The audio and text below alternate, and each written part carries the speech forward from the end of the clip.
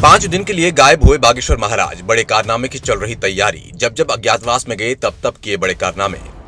दिल्ली और नोएडा आने से पहले बागेश्वर सरकार की धमाकेदार तैयारी, अज्ञातवास में जाने के पीछे छिपा है बड़ा राज।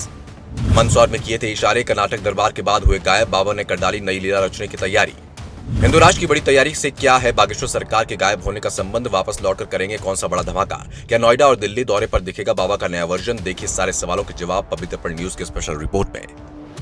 बागेश्वर सरकार एक बड़े मिशन पर निकल चुके हैं। बाबा का टारगेट तो एकदम साफ है, हिंदू राष्ट्र की स्थापना, और इसी के चलते बाबा 5 दिन के अज्ञातवास पर चले गए हैं। लेकिन सनातनियों के लिए ये चिंता करने का विषय नहीं है, बल्कि चिंता तो सनातन विरोधियों को करनी चाहिए, क्योंकि जब जब बाबा अज्ञातवास में गए तब एक नई शक्ति के साथ, अनोखी ऊर्जा के साथ उन्होंने वापसी की है। और इस बार भी बाबा 5 दिन के अज्ञातवास पर गए हैं, तो समझ जाइए कि कुछ बड़ा होने वाला है। इस बात का अंदेशा इससे भी लगाया जा सकता है कि बाबा को अब नोएडा और दिल्ली में कथा करने आना है।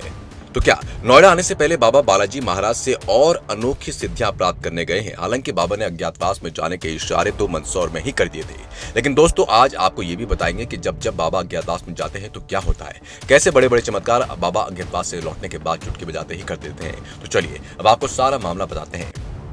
तो दोस्तों यह तो आपको पता ही है कि कर्नाटक में दिव्य दरबार लगाते समय बागेश्वर सरकार की तबीयत खराब हो गई थी। इसके बावजूद बाबा आधी रात में भी भक्तों की समस्याओं का निपटारा करते रहे। लेकिन कर्नाटक का दरबार समाप्त होते ही बाबा अचानक से अज्ञातवास में चले गए।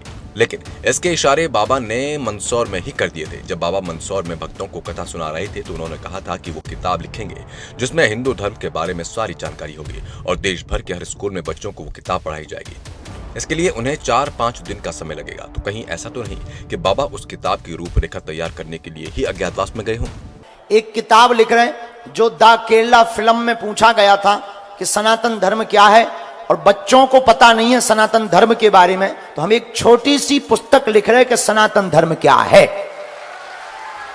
और भारत के प्रत्येक स्कूलों में उस पुस्तक को पहुंचवाया जाएगा। के लिए हमने तैयारी शुरू कर दी है। तो देखा आपने किस तरह से बाबा ने अज्ञातवास में जाने के संकेत पहले ही दे दिए थे।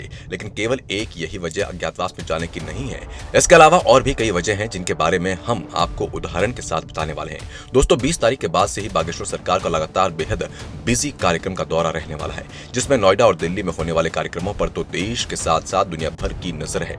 ऐसे में सभी ये उम्मीद कर रहे हैं कि बाबा अनोखी अलौकिक शक्तियों के साथ वापसी करेंगे और बाबा के अंदर एक अलग ही ऊर्जा दिखाई देगी, क्योंकि बाबा अज्ञातवास पर बालाजी महाराज का आशीर्वाद लेने के लिए जाते हैं। अब आपको बताते हैं कि जब बाबा पहली बार अज्ञातवास पर गए थे तो उससे पहले वो साधारण कथावाचक ही थे, लेकिन जब वो वापस लौटे तो सारी दिव्य शक्तियां बाबा के पास थी और उन्होंने बिना देखे ही लोगों को पर्चे बनाने शुरू कर दिया। इतना ही नहीं, इससे पहले भी एक बार बाबा 3 दिनों के लिए अज्ञातवास पर गए थे और जब वे वापस लौटे तो उन्होंने 121 कन्याओं की शादी कराई। इसके साथ ही यही वो समय था जब बाबा पूरी तरह से हिंदू राष्ट्र की स्थापना के लिए समर्पित हो गए और बाबा ने अपने इरादे पूरी तरह से साफ कर दिए हैं कि हर हाल में देश को हिंदू राष्ट्र बनाकर ही दम लेंगे। अब ऐसे में दिल्ली का दौरा और भी ज्यादा महत्वपूर्ण माना जा रहा है और इससे पहले बाबा का अज्ञातवास में जाना किसी बड़े कारनामे की तरफ इशारा कर रहा है। अब आपको क्या लगता है कि वाकई में बाबा वापस लौटकर कोई बड़ा धमाका करने वाले हैं? क्या ऐसा कुछ होने वाला है जिसकी किसी ने कल्पना भी नहीं की थी? आप अपनी राय कमेंट बॉक्स में जरूर लिखें। अगर आपने अभी तक चैनल सब्सक्राइब नहीं किया तो जल्दी से सब्सक्राइब कीजिए, साथ ही वीडियो को लाइक और शेयर कर सनातन के समर्थन में अपना योगदान दें। पब्लिक दर्पण न्यूज के लिए ठाकुर राहुल चातन की रिपोर्ट।